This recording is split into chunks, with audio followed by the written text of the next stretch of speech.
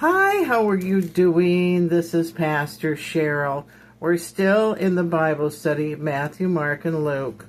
And both Matthew and Luke have this verse in there. We're going through Matthew 19, starting with verse 1. It's a question about divorce.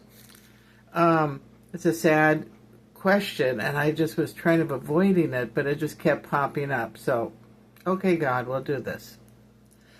When Jesus had finished saying these things, he departed from Galilee and went to the region of Judea across the Jordan. Large crowds followed him, and he healed them there. Some Pharisees approached him to test him.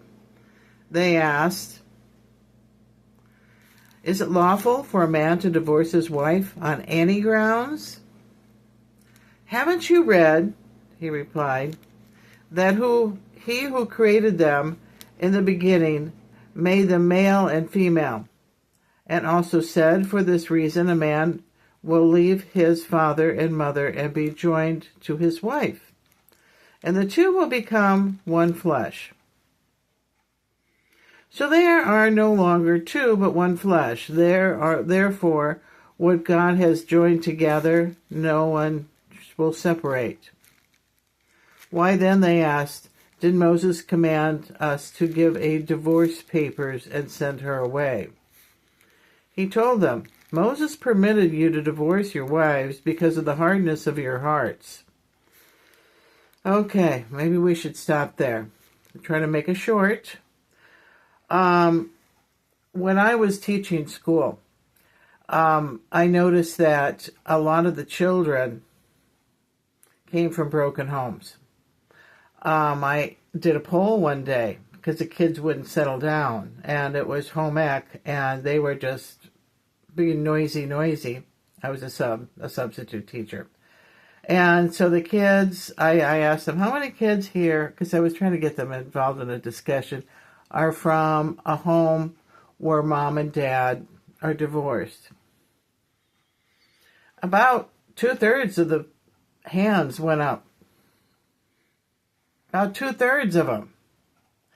And then I asked them, how many people here have mom and dad both still living in the same house, in the same home, that you're home with mom and dad? Only about 2 or 3 hands went up.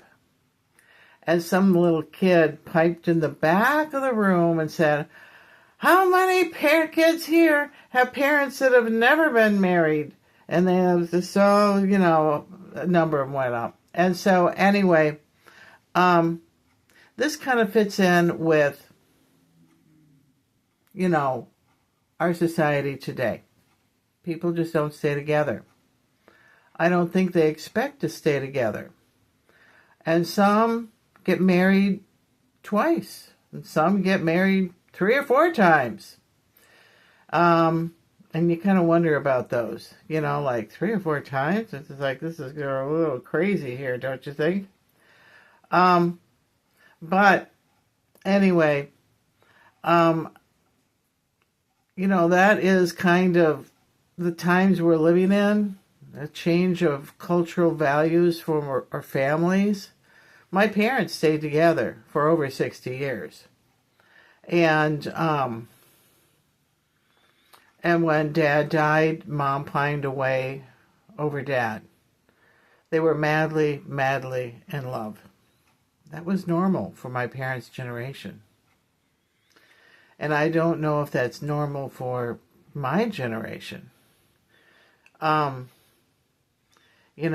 so anyway, it's something to think about and ponder on.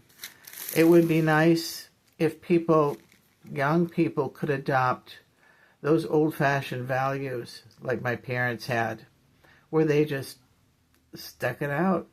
No matter what happened, they just stayed together. And I think they just said marriage takes work. This my dad said that. Marriage takes work. You have to make it work. And that was the values of yesteryear. And I think that whole generation is gone now. I will see you tomorrow. Bye-bye.